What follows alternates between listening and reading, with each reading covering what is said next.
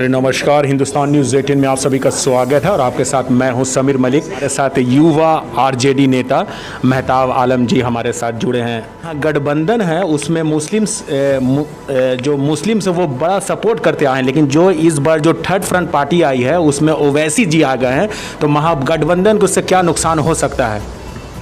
मैं बहुत मशकूर हूँ, ममनूर हूँ, बहुत बहुत शुक्रिया आप लोगों ने हमें अपने चैनल पे मौका दिया बोलने के लिए। और आपने जो अभी बात कही ओवैसी जी आए हैं, ओवैसी जी वहीं आते हैं जहाँ पे वो बीजेपी को फ़ायदा पहुँचा सके।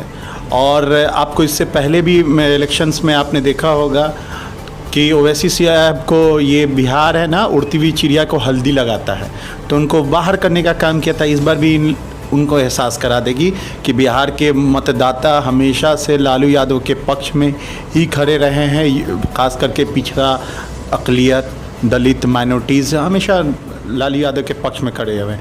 इस बार माननीय तेजस्वी यादव जो युवा देश के सबसे युवा प्रदेश के प्रतिपक्ष के नेता, युवा प्रतिपक्ष के नेता ने जो A to Z की पार्टी का जो घोषणा किया है, जिससे युवा मतदाता और युवाओं को 10 लाख रोजगार के जो वादा किया, तो सारे लोग एकजुट एकमुश्त होकर ये बातिल निज़ाम को ध्वस्त करने के लिए लगे हुए हैं।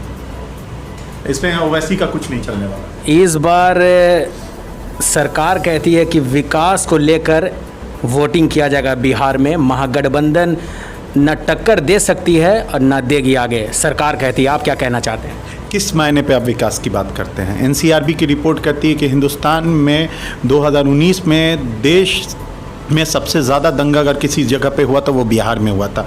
यूनाइटेड हेड का फैक्ट फाइंडिंग रिपोर्ट बताती है कि जब रामनवमी की दंगे हुए थे तो 2 लाख तलवारें बाहर से मंगवा के यहाँ पे मंगवाई गई थी। और जो इस विकास की बात करते हैं, विकास में अगर बड़े रोड और बड़े इमारतें बनाना अगर विकास होता है और peaceful existence of the people नहीं हो, अगर इंसान सुकून से ना रहे तो वैसे एग्जिस्टेंस की मायने ही क्या, विकास का ऐसा मायने ही क्या। जैसे कि फ़र्ज़ कीजिए कि अमेरिका तो एक विकसित देश है, वहाँ पे एक काले को एक गोरे ने पैर में हाथ से जकड़ के मार दिया था, जिसके कारण वहाँ पे बहुत बड़ा क्रांति का उद्घोष हुआ। लोग वहाँ पे रोड पे आ गए, रोड पे सड़कों में। तो ऐसी एट्रोसिटीज़ इंडिया में और बिहार में कितनी हुई है।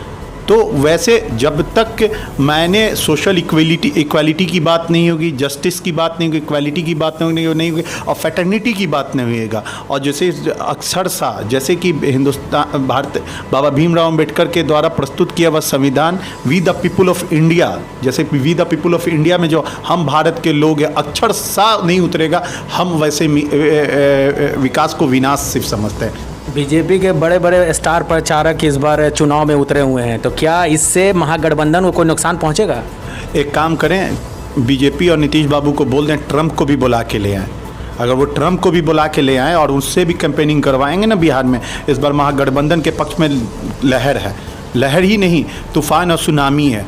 लोग उनके भी, जनता इस बार सबक उनको भी सिखा देगी। आप ऐसा करें कि ट्रंप को भी बुला लें, मेरी एक निजी राय है। इस बार क्या लगता है कि महागठबंधन कितना सीट लाएगी इस बार विधानसभा चुनाव में?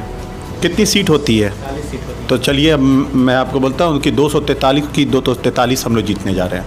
हमारे साथ हैं आरजेडी के युवा नेता थे, इन्होंने कहा है कि 200 सब बड़े बड़े पॉलिटिशियन बड़े बड़े वादे कर रहे हैं, लेकिन ये जो बागडोर जो है ये सारा जनता पर निर्भर करता है। जनता ही चुनेगी कि कौन किसका राज तिलक लगेगा। वो अभी 10 नवंबर को रिजल्ट आने वाला है, ये तो आने वाले दिनों में पता चलेगा। कैमरामैन कादिर खान के साथ समीर मलिक, हिंदुस्तान न्यूज़ 18।